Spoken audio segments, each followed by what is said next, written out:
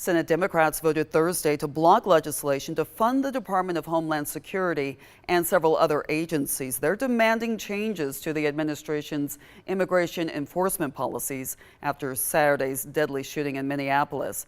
As the clock moves closer to the Friday deadline to avoid a partial government shutdown, President Trump says he believes the two sides are close to a deal. Erica Brown has the latest from Capitol Hill. At a cabinet meeting Thursday, President Trump expressed hope a deal can be reached with Democrats who want immigration enforcement reforms to avoid a partial government shutdown. I think we're getting close. The Democrats, I don't believe, want to see it either.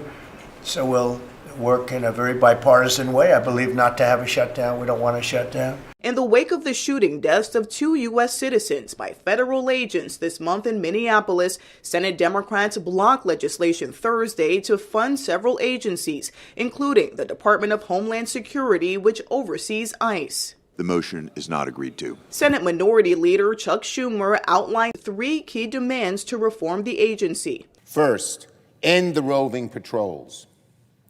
Second, enforce accountability.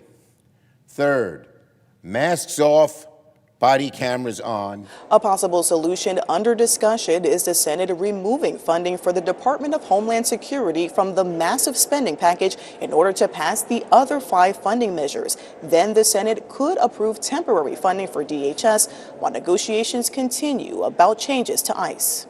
Even if they're able to separate out DHS funding, Democrats may have a tough time getting Republican support for their ICE demands. This idea that we're going to go forward and not support ICE and not fund ICE is the craziest thing in the world. Any changes to the legislation will have to go back to the House for approval. House lawmakers aren't set to return to Washington until Monday, meaning there could be a partial shutdown beginning Saturday, even if all sides agree on the way forward.